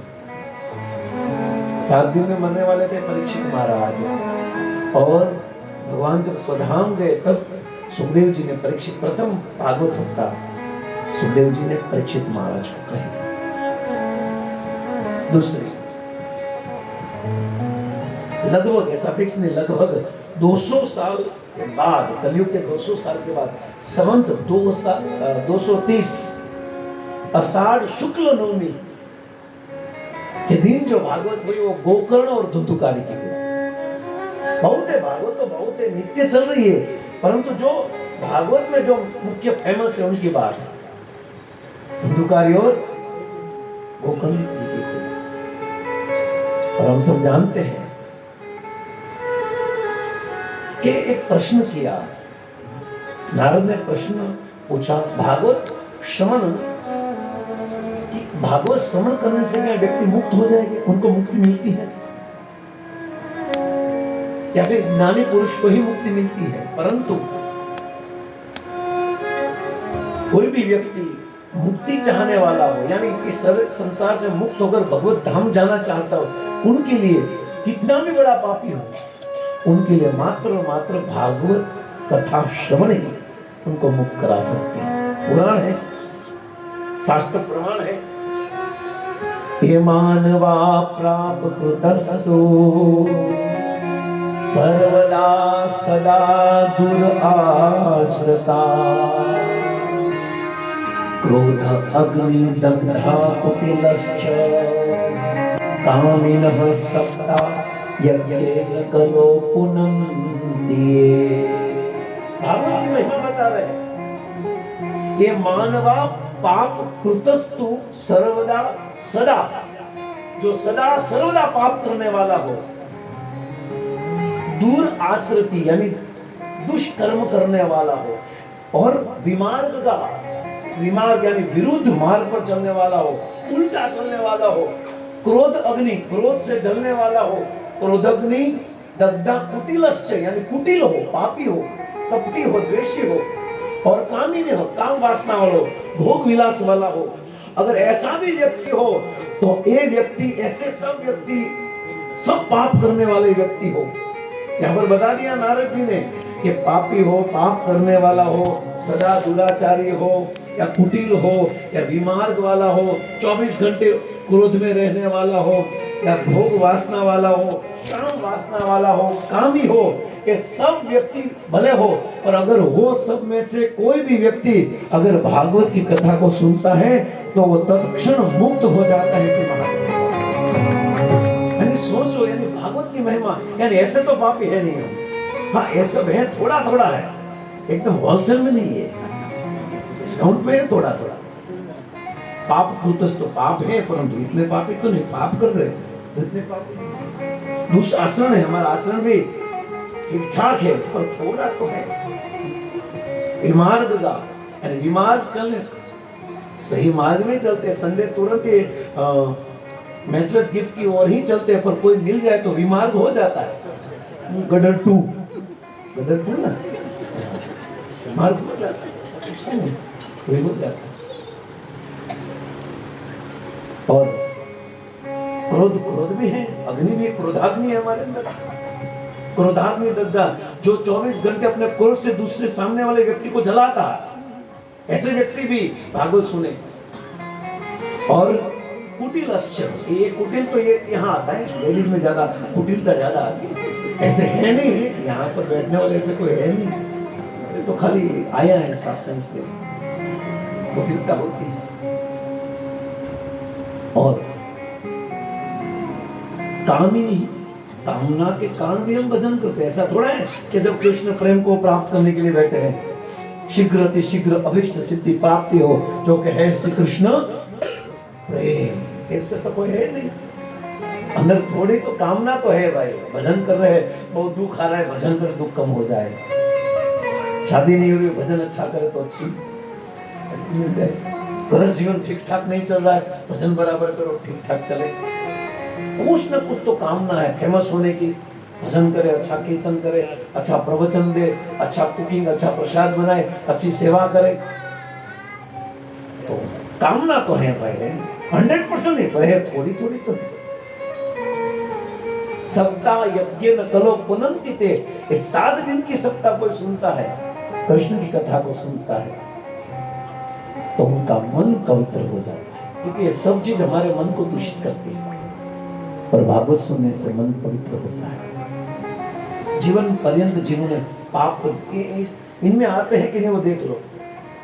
जीवन पर्यंत जिन्होंने पाप कर्म किए, और ऐसे पाप करने वाला व्यक्ति अगर मृत्यु हो जाए, उनकी मृत्यु हो जाए, और मरने के बाद ये नारद जी प्रश्न पूछ रहे कि जिन्होंने जीवन भर पाप किया, कभी भी अच्छा पुण्य कर्म नहीं किया, सबको परेशान किया है, ऐसे पाप करने वाले व्यक्ति जीवन भर पाप किया हो और वो पाप करते करते मर जाए। ऐसा भी नहीं कि दान देते मर जाए, भजन करते मर जाए, पाप करते करते मर जाए, और मरने के बाद उनको दूसरा शरीर भी ना मिले, उनको भूत प्रेत का यानी पिशाच बन जाए, तो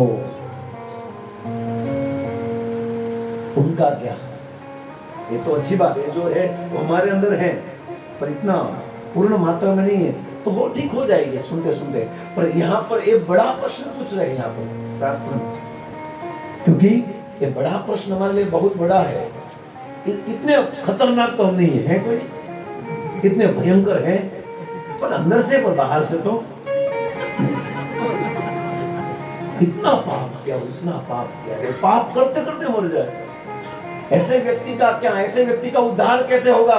जैसे हरिदास ठाकुर और चैतन्य महाप्रभु नाम की महिमा को बताते हैं, वैसे भागवत की महिमा को बताया जाए कि अगर ऐसा पापी व्यक्ति जिन्होंने जीवन भर पाप किया हो और पाप करते करते मर जाए और भूत और पिशाच का शरीर मिले, वो भी अगर भागवत को सुने तो उनकी भी मुक्ति हो जाएगी। सोचो आप, तो भी हमारा चांस 100% है। अरे भूत बनने का नहीं, मुक्त होने का, भगवत धाम जाने का। तो ये प्रश्न पूछा नारद ने, कैसे ऐसे पापी जो भूत प्रेत पिशाच बने, उनकी मुक्ति होगी क्या? सनक आदि को प्रश्न पूछ रहे। बोले हाँ। तो बोले किसी की हुई है, एग्जाम्पल दिखाओ। एग्जाम्पल ही चलते हैं ना, किसी की हुई है तो बताओ भाई। तब ये कथा आती है, तुंगभद्रा तटे पूर्वं भूपातौतं पवम् यत्र वर्णा स्वधर्मेण कर्म तत्परा। तुंगभद्रा के तट पर एक उत्तम नगर था, वहां पर एक ब्राह्मण था जिनका नाम था आत्मदेव, और सर्वगुण संपन्न तुंगभद्रा तटे पूर्वम, और वो क्या था? यत्र वर्ण स्वधर्म, और धर्म का पालन करने वाला था, स्वधर्मेण, और सत्य कर्म सत्परा, और अपने सभी गृहस्थ जीवन के कर्म कर रहा था। ब्राह्मण था, एकदम परफेक्ट था, परंतु उनकी पत्नी जो थी वो ऑपोजिट थी, विरोधी थी। और उनकी पत्नी का नाम क्या था? धुंधली। इस कथा में तो धुंधली की मृत्यु हुई है अपने पुत्र से, उनके पुत्र के आक्रामक स्वभाव को देखकर सुसाइड कर लिया धुंधली ने। पर कलयुग में धुंधली अभी भी जिंदा है। कलयुग की धुंधली अभी मरी, यहां मर गई बेचारी अपने पुत्र के इस सब दुर्गुणों को देखकर मर गई कुएं में जाकर। पद्म पुराण में कथा है। परंतु आज वर्तमान समय में भी धुंधली जिंदा है। धुंधली नाम जैसा ही गुण था, धुंधली यानी धुंधला दिखना है ना, ये भी धुंधली ही थी। और घर की मालकिन जब तक पड़ोसी यानी बाजू वाले के साथ झगड़ा जब तक नहीं करती तब तक उनको नींद नहीं आती। और मान लो झगड़ा नहीं किया और सो गई तो उनको याद आ जाता आज मैं झगड़ी नहीं। वापस जगने के बाद ही उनको चैन के साथ जैसे भक्त जब तक 16 माला नहीं करता तो उनको नींद नहीं आती। 2 माला बाकी है तो भी वो मजा नहीं आती उनको। फिर बैठते भले सो जाते हैं राम राम राम राम, हरे कृष्ण यहाँ होता है, हरे राम यहाँ होता है, और जय श्री कृष्ण चैतन्य यहाँ होता है, पर हो जाता है। चलो तो यहाँ पर जब तक बाजू वाले के साथ झगड़ा ना कर तब तक मजा नहीं आता। और मनोरंजन वाली थी, अनुपमा देखने वाली थी। अनुपमा सीरियल की प्रेमी थी यानी ये इनकी आपकी बात नहीं कर रहा हूं, तब तो सीरियल थी, आप भी हो सकते हो भाई, हो सकते हो। कर्कश वाणी थी, क्या थी? उनकी वाणी बहुत भयंकर थी। वाणी मीठी होनी चाहिए पर उनकी वाणी कैसे थी? कड़वी वाणी, अच्छी नहीं लगती।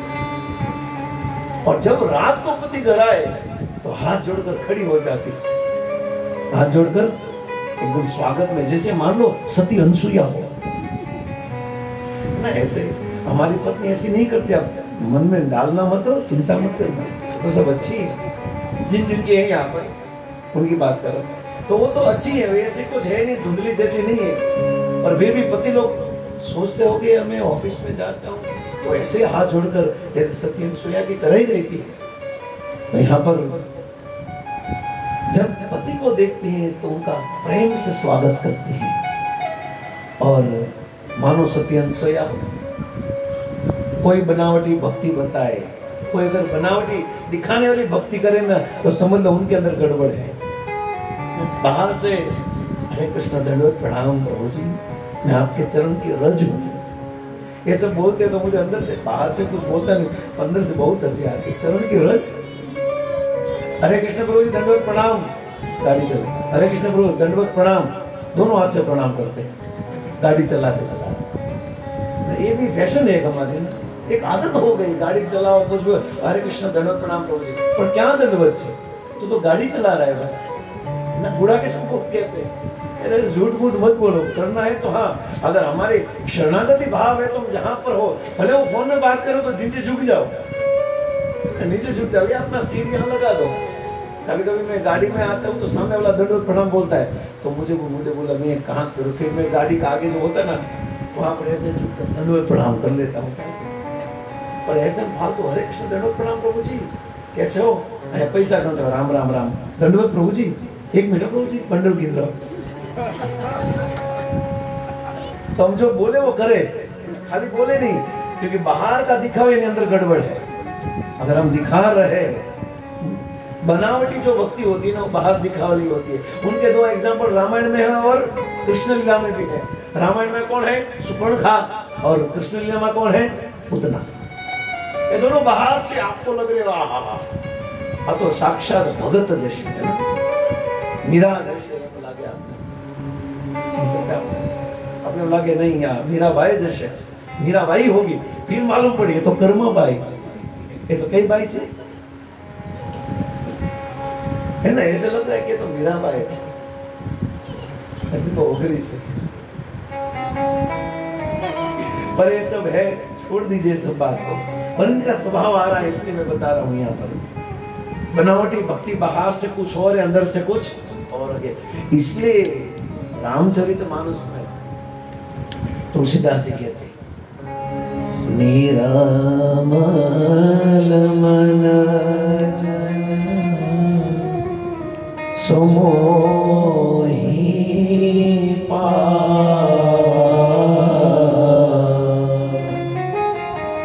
मोहि कपट छल चीर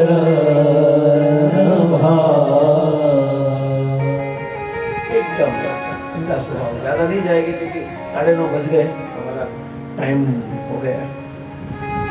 परंतु ये धुंधली ऐसी थी और फिर कोई संतान नहीं थी। आत्मदेव के पास सब कुछ था परंतु कोई संतान नहीं थी। भगवान सबको सब कुछ नहीं देते, कुछ न कुछ खामी रखते।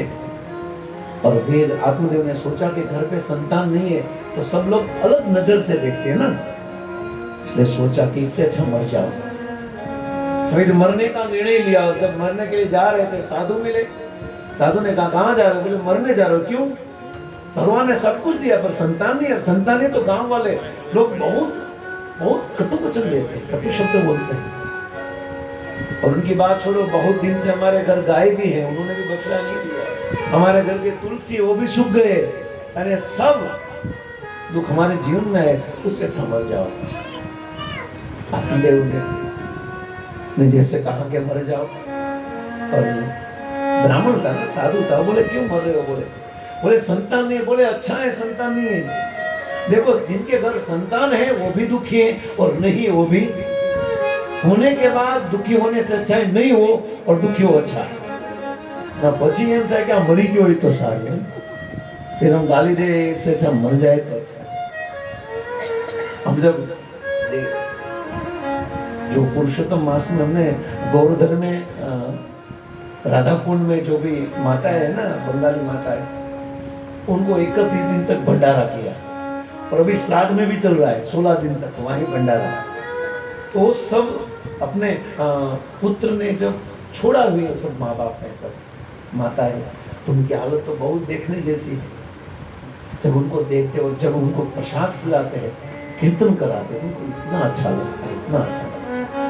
तब याद आता है कि वो संतान कि जो अपने माँ बाप को ऐसे छोड़ देते हैं और आप देख नहीं पाओ, ऐसी उन सबकी हालत है। पर हम क्या कर सकते हैं? प्रभुपाद जी ने कहा कीर्तन सुनाओ, प्रसाद दो, और क्या कर सकते हैं? तो वही किया, सब प्रसाद बैठा कर सबको प्रसाद खिलाया। और प्रसाद लेने के बाद, कीर्तन करने के बाद जो उनके अंदर प्रसन्नता थी, वही सबसे बड़ी हमारा आशीर्वाद है। बहुत पीछे खर्चा लगता है परंतु ये जब सब माताएं खुश हो जाती, क्योंकि वो डेली माला करती है, उनको अगर कोई दक्षिणा दे, और डेली दक्षिणा भी देते थे हम।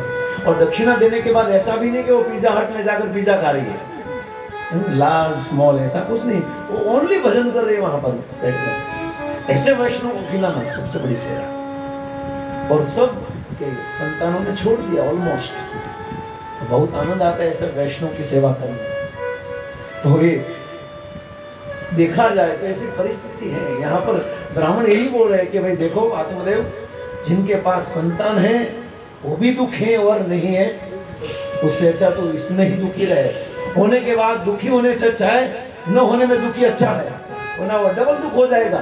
बोले जो भी हो मुझे आपको देना है संतान, अगर आप संतान नहीं दोगे तो मैं आत्महत्या कर लूंगा।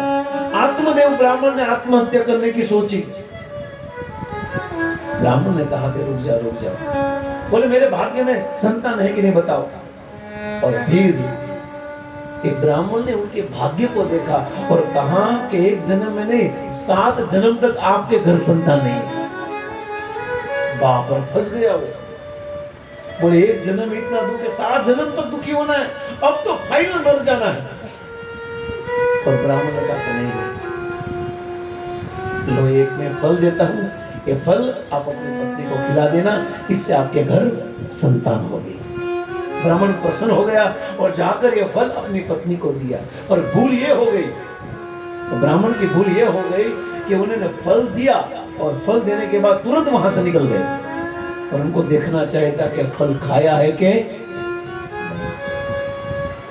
ये सबसे बड़ी जवाबदारी है हमारी। तो ये सबसे बड़ी गलती हो गई। आत्मदेव ने फल तो दे दिया, तुरंत निकल गए। और उन्होंने सोचा कि मेरा घर वाला, मेरा हस्बैंड कहाँ से फल लेकर आया, ये खाने के बाद बच्चा होगा और बच्चा होने के बाद ये जो मेरी सुंदरता है वो चली जाएगी, रुकी, और बच्चे को कैसे संभाल पाओगी, और जब मैं गर्भ धारण करूंगी और सब डाकू लोग हमारे गांव में आक्रमण करेंगे तो मैं भाग भी नहीं पाऊंगी, अच्छा खाना भी नहीं खा पाऊंगी, ये सब प्रॉब्लम था ही उनको, क्या करूं। तो उनकी बहन या उनकी सहेली को बुलाकर कहा कि मैं तुझे पैसा देती हूं, तू मुझे संतान दे। तो 9 महीने तक नाटक किया और इनकी सहेली या उनकी बहन जो भी हो उनको संतान हुआ, तुरंत ट्रांसफर कर दिया। आत्मदेव प्रसन्न हो गया, परंतु ये धुंधली जो थी उन्होंने फल नहीं खाया, पर किसे खिला दिया, और दोनों को संतान हुई, गाय को भी संतान हुई और ये इनकी डुप्लीकेट संतान हुई, ओरिजिनल वो थी। और धुंधली ने कहा कि देखो मैं संतान हुई, अब इनका नामकरण हो जाए, मेरे नाम पर नाम रखूंगी मैं, इसलिए उनका नाम क्या रखा, धुंधुकारी। आत्मदेव ने कहा ठीक है, तो मैं जो गाय ने जो जन्म दिया है बच्चे को, बछड़ा को नहीं जन्म दिया था परंतु मनुष्य को जन्म दिया था, पर उनका कान कैसा था,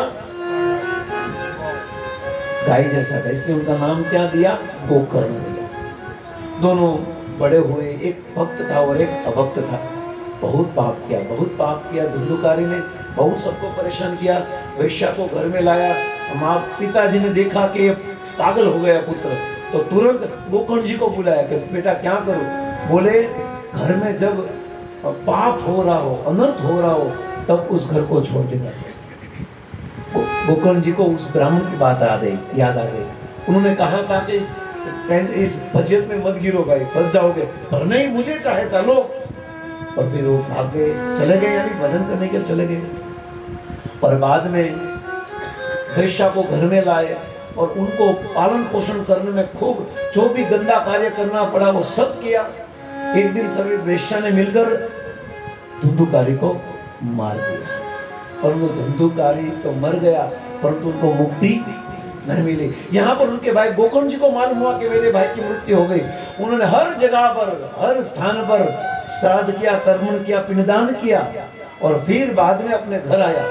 और जब घर में आया गोकर्ण जी, तो वहां पर रात के समय, रात्रि को 12 बजे एक भयंकर आवाज आई, भैया मुझे मुक्ति नहीं मिली है, कृपा करके मुझे मुक्त करो।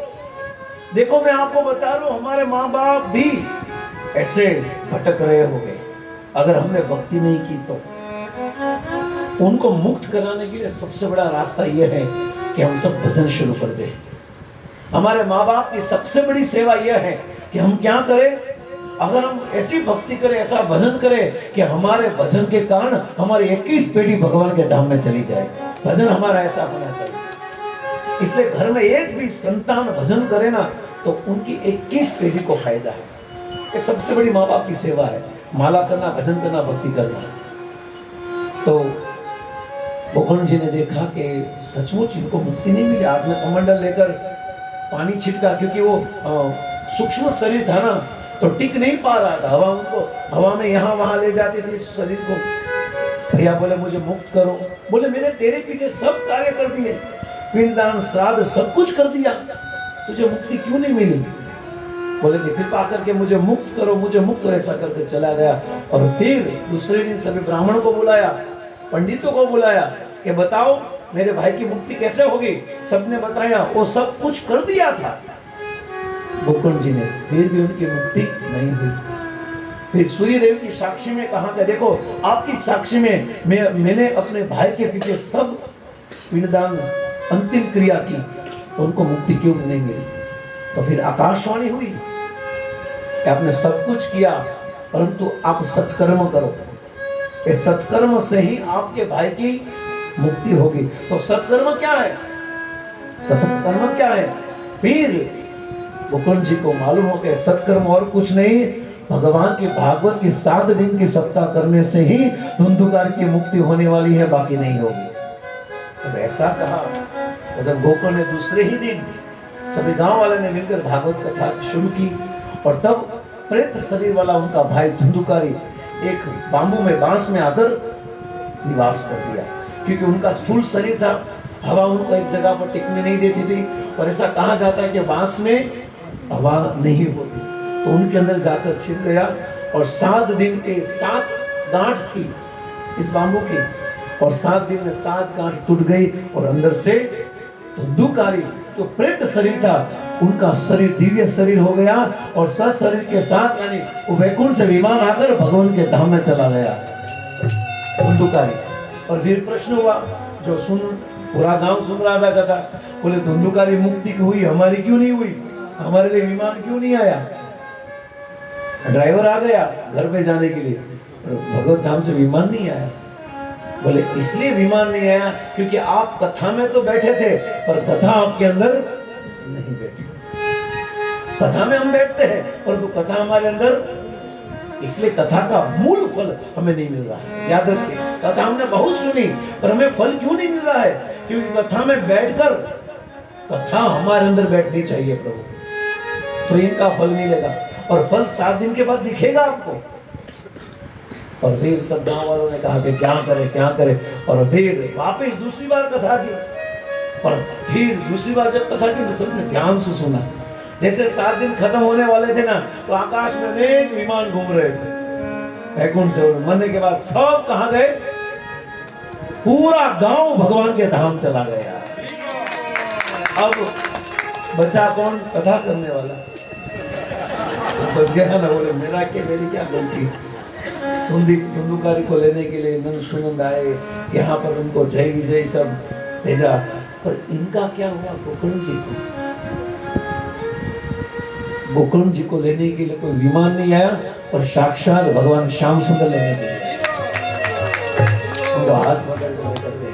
तो ये भागवत का महात्मा है। पर एक प्रश्न होता है कि प्रभु, हम मरने के बाद हम अपने पितरों के पीछे जो श्राद्ध तर्पण पिंडदान करते हैं, तो क्या वो नहीं पहुंचता वहां तक? क्योंकि यहाँ नहीं पहुंचा।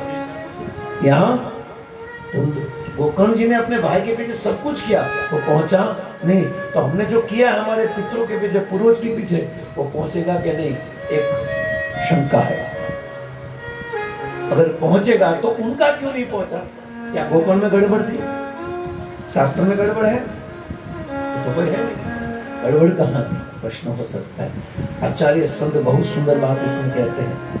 देखो, हम अपने घर परिवार के पीछे, पूर्वज के पीछे जो श्राद्ध तर्पण करते हो निश्चित पहुंचता है, पर कौन सा नहीं पहुंचता है? जो संबंध लड़का नहीं है ना, वो नहीं पहुंचता है।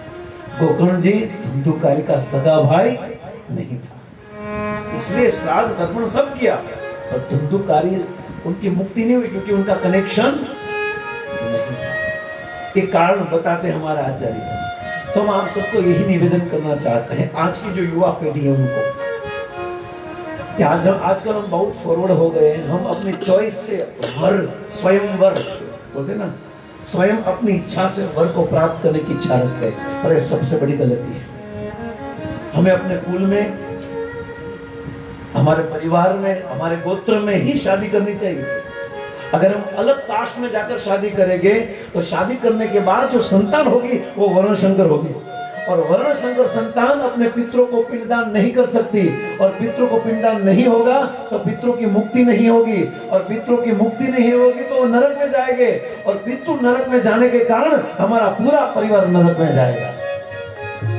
इसलिए निवेदन है, हम इतने ज्यादा पढ़े लिखे, इतनी होशियार मत बने कि हम ऐसे व्यक्ति, ऐसे पुरुष, ऐसी स्त्री के साथ विवाह करें जो हमारी ज्ञाति से अलग हो, जिनका गोत्र अलग हो, जिनकी कास्ट अलग हो, क्योंकि अगर वो करेंगे तो बराबर फंसने वाले हैं वहां तक। फिर वहां से हमारे पूर्वजों की दुर्गति शुरू हो जाएगी, और फिर वहां पूर्वज रोएंगे हमारे लिए, क्योंकि फिर इनका पिंडदान तो वहां पहुंचने वाला नहीं, श्राद्ध पहुंचने वाला है नहीं, क्योंकि वहां कनेक्शन टूट गया।